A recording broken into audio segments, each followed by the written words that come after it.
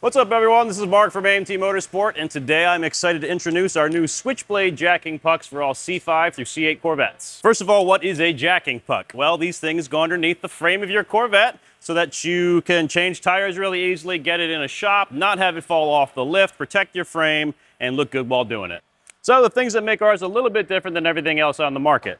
For one, they're a little bit thicker than anything else you're going to find, which is really helpful in getting them below expensive carbon skirts, things you don't want to crush when you're under the car. Because they're a little thicker, we decided to pocket them. So there are weight reduction pockets, which means that an entire set of 4 of these things only weighs 1.3 pounds. Third feature that's kind of cool is a locking nut on the top. Most every other jacking puck that we've seen, this nut is loose, and when you're installing these things, you're going to get awfully nervous about losing this thing in the bowels of the frames of your car, which will rattle around in there for eternity. And then finally, because we pocketed them, there's an opportunity for water to get in there. But we're not going to let that happen because we drilled some cross-drilled holes into the bolt so that the water will drain from these things and not form a miniature swamp underneath your car. We use all 316 stainless hardware, custom stainless steel screws that we machine to lock the nut in here in place. And of course, our red and black anodize for protection and sex appeal. Now we're going to hop over to our C5 and C8 Corvettes and show you how easy these things are to put on the car. All right, so here we are installing these things on our C8 Corvette. Probably the easiest way to do it, what's going to be the less consternation for you in your hands, is to stick the thing on a jack, put a jack stand under it. A lift is not going to help you because obviously you're lifting the car from lifting points. We're trying to install a lifting point, so that's not the best way to do that. So stick up one end of the car so we can work on the front half up here, the front corner rather.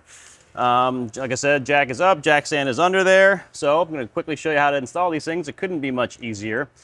We have this captive nut on the top like we talked about. So this thing is not going to get lost in your frame, which is kind of frankly one of the coolest parts of this feature of this jacking puck, because when I was putting these things on from a competitor's product, I was sweating the most, losing this thing in my frame. So we don't need to worry about that.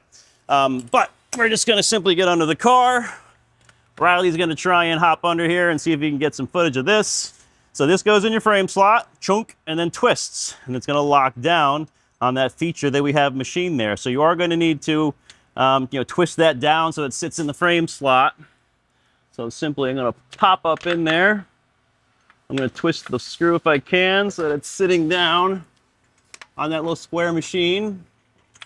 And right now, I can see that it is. So I'm basically sitting here ready to go. I'm going to put a little tension down on this puck so I keep that frame, that frame nut located in the center of the slot where I want it. As you can see, we've got plenty of clearance. You can point these things any which way you want it if you cared. You can't see that it says lift on my car because I got these skirts in the way. And again, here you are seeing sort of why we wanted some thickness on these parts so that we are down below, or at least close to level with the skirts, so you're not crushing your whatever X $1,000 skirts on your C8 Corvette or whatever car you might have when you're actually jacking it up. We got a robust 316 stainless steel screw in there. It's I believe it's an 8mm thread, so it's got you can put a lot of weight on it. So make it nice and good and tight. That thing will not fall off. At this point, I've had the test parts on my car for 3 years. They never went anywhere. So that's how we install it on the front of the car. Now we're going to show you, you would do the same thing in every corner of the car if that's the way you want to approach it. I'm going to show you the lazy second way to do that in just a second. Second way you can do this, which allows you to get to a half of a car at a time as opposed to a corner, is to roll up your front or rear in this case on a set of race ramps. So I only have these little 3-inch guys that we use all the time. I keep a set in my trailer for the track. I keep a set here at the shop to get it up on the lift a little bit easier. But this will, I'm only 3 inches here, gives you just enough clearance to get under there with a wrench, kind of get both hands on it, kind of tighten the thing up. But I think the first way we showed you will be a little less stressful, a little easier to get your hands on the thing, make it a little faster install, even though this is slightly more efficient, maybe cause you a little bit more pain, which I'm used to, so it's not a problem for me.